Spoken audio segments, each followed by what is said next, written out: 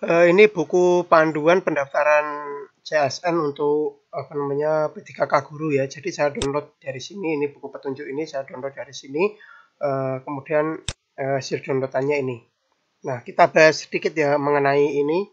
Ini ada 45 halaman, tapi nanti saya akan bahas hanya beberapa halaman saja lah gitu. Nah, kita mulai dari ini ya. Ini halaman pertama, ini hanya sampul, kemudian halaman kedua daftar isi ya, halaman kedua ini daftar isi, ini tidak saya bahas. Halaman ketiga, halaman keempat. Nah, ini halaman kelima baru mulai. Halaman keempat kita cek. Halaman keempat masih daftar isi, halaman kelima baru mulai isinya gitu ya. Nah, di bagian halaman kelima ini ada alur pendaftaran seleksi ya. Ini tulisannya agak kecil-kecil, agak susah dibaca ini. Nah, jadi kalau kita lihat di sini, ini tahun proses pendaftaran P3K Guru tahun 2022. Di sini ada seluruh peserta prioritas maupun umum melakukan pendaftaran pada SCASN. Jadi semuanya itu melakukan pendaftaran. Nah, jadi ini SCASN ini kemudian ada apa nih tulisannya nih? Validasi data kependudukan dan filtering dapodik itu ya. Jadi ini ada ini ya. Yang pertama ini ada penempatan, observasi pelamar umum memilih formasi ya. Ujian seleksi UNBK gitu ya. Seleksi administrasi dilakukan oleh pemerintah. Masa sanggah ada jawab sanggah. Nah, hasil pengumuman akhir itu masa sanggah nilai, kemudian jawab sanggah nilai. Setelah itu baru diumumkan ini ya, pengolahan nilai lewat SSSN. Nah, ini penyesuaian formasi Menpan RB. Ini panah-panah ini, tapi ini gambar-gambarnya ini saya agak kelihatan ini enggak apa gimana gitu ya. Kita ke berikutnya dulu saja ini ya. Jenis seleksi pada seleksi CSN tahun 2022 terdapat sebanyak 3 jenis seleksi. Nah, ada 3 jenis ya. Berarti P3K Guru, P3K Tenaga Kesehatan, dan P3K Teknis. Nah, kemudian hal-hal yang harus dipersiapkan ini ya, yang harus dipersiapkan. Ya, sebelum mendaftar, pelamar harus memastikan telah mempersiapkan dokumen-dokumen yang diperlukan untuk pendaftaran. Dokumen tersebut terdiri dari, nah ini ya dokumen-dokumen yang harus disiapkan. Yang pertama KK, kemudian KTP atau surat keterangan dari Dinas Kependudukan dan Pencatatan Sipil, ya, jadi KTP atau KTP sementara intinya seperti itu ya. Kemudian yang ketiga ijazah, kemudian transkrip nilai. Yang kelima, pas foto menggunakan latar belakang merah. Jadi yang dipakai latar belakang merah. Backgroundnya merah gitu ya. Dokumen lain sesuai dengan ketentuan jenis seleksi dan instansi yang akan dilamar. Nah, ada 6 dokumen ini. Kemudian tata cara pendaftaran CSN 2022 ini ya. Yang pertama, seluruh pelamar harus masuk ke portal SCASN dengan mengakses ini ya scasn.bkn.go.id gitu ya, menggunakan browser Google Chrome atau Mozilla Firefox versi terbaru. Nah, portal SCASN BKN memuat seluruh informasi terkait proses rekrutmen CSN 2022. Nah, ini tampilannya sudah sama ya, sudah sama tampilannya. Tapi saya barusan itu ngecek masih belum bisa login sih. Nah, pelamar wajib memahami tata cara dan syarat pendaftaran dengan cermat dan teliti. Pelamar wajib memahami tata cara dan syarat pendaftaran dengan cermat dan teliti. Jadi harus dipahami ini ya, tata cara dan syaratnya. Nah, mungkin teman-teman harus baca keseluruhan ini, ada alur, ada FAQ ini juga. Di bawahnya itu mungkin ada tata caranya atau gimana, nanti teman-teman coba dipahami gitu ya. Nah, kemudian terdapat beberapa menu yang tersedia di portal SCASN 2022 ya. Ini ada beranda, alur, buat akun, FAQ, login gitu ya. Ada 1, 2, 3, 4, 5, ada 5 itu ya. Sama ya ini. 1, 2, 3, 4, 5 ini. Selanjutnya, nah ini ya, klik alur untuk melihat tata cara pendaftaran seleksi CSN. Berarti itu ya, untuk melihat seleksinya itu lihat alurnya ini ya. Masih nggak bisa ini, masih belum bisa ya. Nah, disuruh lihat alur. Ya. Pelamar wajib membaca dengan teliti dan mempelajarinya agar tidak ada informasi yang tertinggal sebelum melanjutkan ke proses pendaftaran. Jadi nanti alur ini yang ada di bagian itu tadi ya, itu harus dipahami dulu. Sebelum mendaftar, di sini disuruh memahami dulu ya, jangan sampai ada yang salah-salah gitu ya. Klik FAQ untuk melihat pertanyaan yang sering ditanyakan seputar kendala yang sering dialami pelamar pada saat proses pendaftaran. Nah, FAQ ini juga itu perlu dipelajari juga alur, kemudian FAQ ini perlu dibuka juga ya. Kalau FAQ ini kayaknya bisa ini. Daftar pertanyaan ya, FAQ, daftar pertanyaan dan jawabannya. Ini loadingnya agak lama ya, mungkin karena ini yang buka banyak ini ya, karena hari pertama itu yang buka banyak.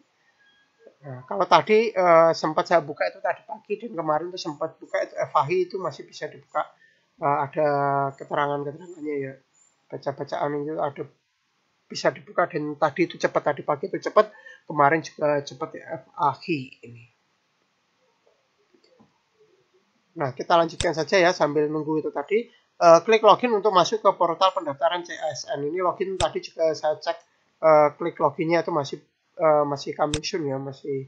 Nah, ini FAQ-nya ada pendaftaran, syarat daftar, perbaikan data, pencetakan kartu, dokumen, login, masa sanggah. Nah, tapi ini karena loadingnya agak lama, jadi ini saya tinggal dulu ya. Nanti kita coba dibahas di ini ya, kalau misalkan loadingnya sudah cepat. Ini agak lambat ini, jadi kita tinggal dulu lah. Kemudian kita masuk ke bagian berikutnya, pendaftaran akun SSCASN. Nah, ini yang menjadi pertanyaan bagi saya tadi itu ya. Tadi itu sempat tanya ini, saya perlu buat akun lagi atau tidak, ini apa bagaimana ini gitu ya. Di sini ada keterangannya, sebelum melakukan pendaftaran, pendaftar harus membuat akun SSCASN terlebih dahulu.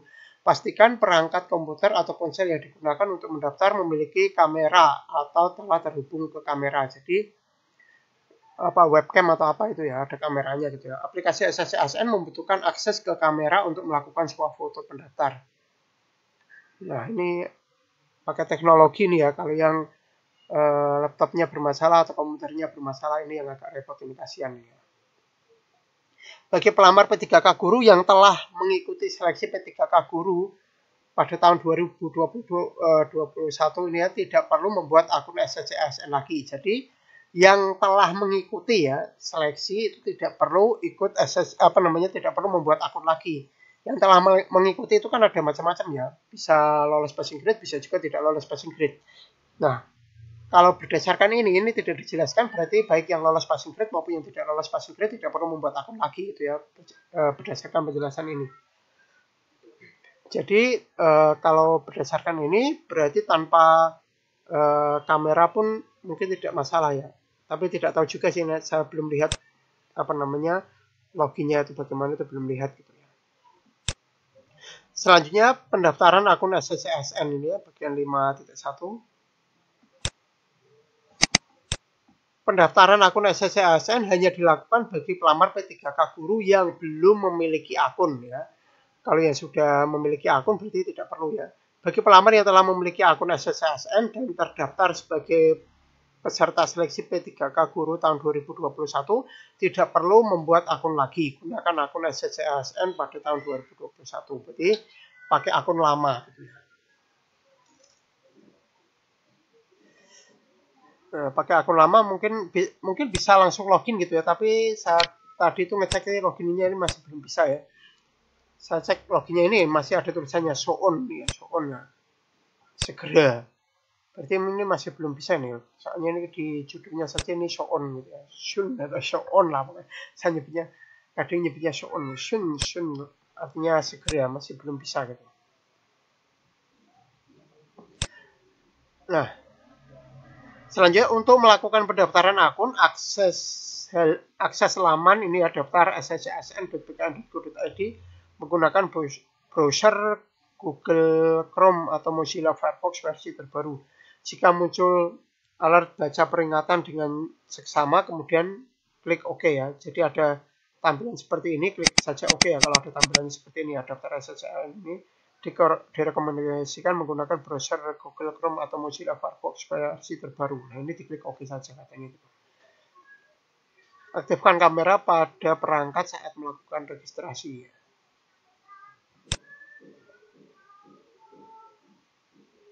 Kemudian klik buat akun. Nah, setelah OK, klik buat akun ya. Ini akan ada seperti ini tampilannya ya, login SSCSN 2022, kemudian ada nomor induk kependudukan, password, kemudian masuk gitu ya, atau lupa password Anda ini atau ini apa nih ya? Apa nih tulisannya nggak kelihatan nih. Ini halaman login gitu.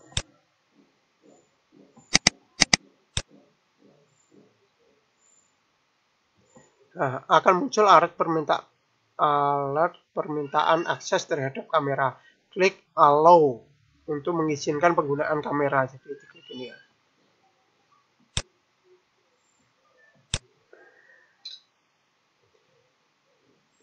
Pendaftar akan diarahkan ke laman langkah 1, pengecekan identitas. Pastikan untuk membaca petunjuk pembuatan akun dengan seksama. Peserta diminta untuk memasukkan data berupa nick, nomor KK, nama lengkap, tempat lahir, tanggal lahir, nomor handphone aktif, dan email aktif ya. Periksa kembali apakah semua data sudah benar, kemudian masukkan kode captcha yang sesuai sebelum menekan tombol lanjutkan. Jadi kalau saya sih, kalau misalkan ada seperti ini, biasanya emailnya saya cek dulu. Email saya yang itu bisa dibuka atau tidak gitu ya. Jangan mengira kalau misalkan email ini aktif tapi tidak bisa dibuka ya berarti artinya tidak aktif. Gitu. Jadi cek dulu emailnya itu aktif atau tidak, kemudian nomor handphonenya juga, kemudian tanggal lahirnya tuh tanggal lahir ini saya sendiri juga tidak tahu nih yang dipakai tanggal lahir yang mana. Kalau misalkan beda-beda.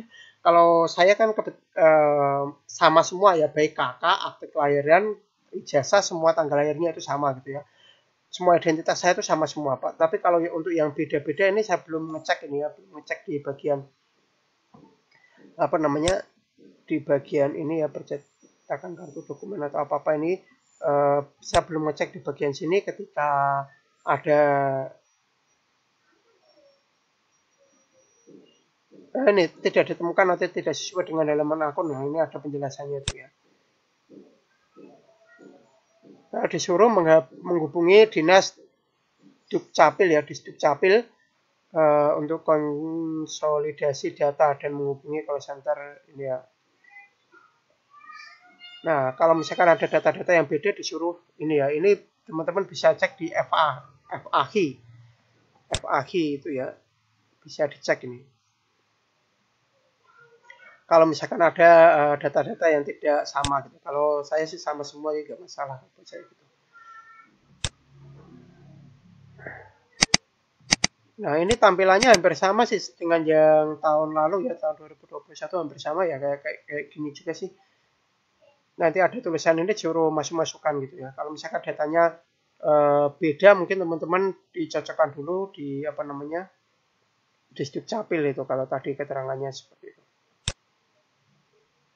Nah, apabila muncul pesan galat nick dan nomor KK tidak sesuai, silakan ikuti instruksi pada pesan galat, bukan menghubungi instansi atau badan kepegawaian negara atau BKN selaku panitia seleksi nasional. Nah, misalkan ini ya, galat, mohon maaf nick dan KK tidak sesuai, silakan hubungi Halo Dukcapil 150053 atau melapor ke Dinas Dukcapil setempat. Nah, misalkan ada permasalahan seperti ini, ikuti aturannya ini, bukan ke BKN gitu ya. Ikuti aturannya ini, ikuti perintahnya, bukan ke BKN. Kalau ke BKN paling ya kan sudah dijelaskan kan, suruh mengikuti ininya gitu ya. Kalau keterangannya beda dengan ini ya ikuti saja keterangannya itu apa gitu ya. Jadi biasanya solusinya apa namanya, itu solusi yang ditawarkan harusnya itu bisa selesai dengan itu. Nah, kemudian berikutnya pada laman langkah kedua lengkapi data berikut ya. Ini datanya saya ini Ya tahu ini tulisannya kecil-kecil amat ini, tapi hampir sama dengan tampilan tahun lalu ini. Nah ini ada fotonya juga. Ini KTP, ya KTP ini di upload KTP. Kemudian kalau ini itu apa nih ya? Ini swafoto kayaknya ini. Melalui kamera ini yang di laptop itu ya.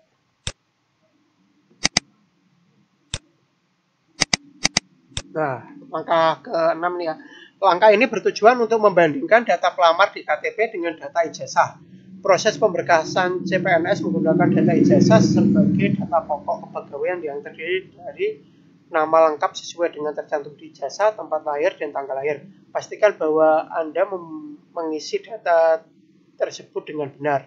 Itu ya. Sesuai ijazah ini di sini ya. Menggunakan data ijazah sebagai data pokok kepegawaian. Berarti yang sumbernya ini yang dipakai itu ijazah.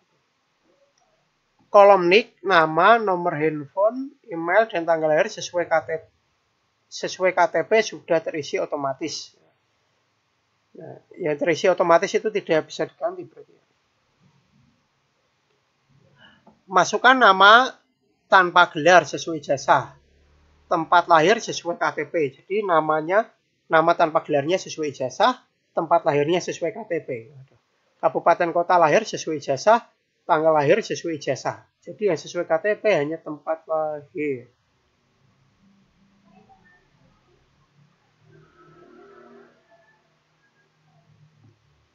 Ini tempat lahir kabupaten kota, tempat lahir juga nih ya sesuai ijazah. Jadi macam-macam ini. Khusus kolom kabupaten atau kota, kabupaten atau kota lahir cukup ketikkan minimal 3 karakter awal saja. Kemudian klik salah satu dari pilihan yang tersedia. Jadi nanti akan muncul gitu ya. Nah,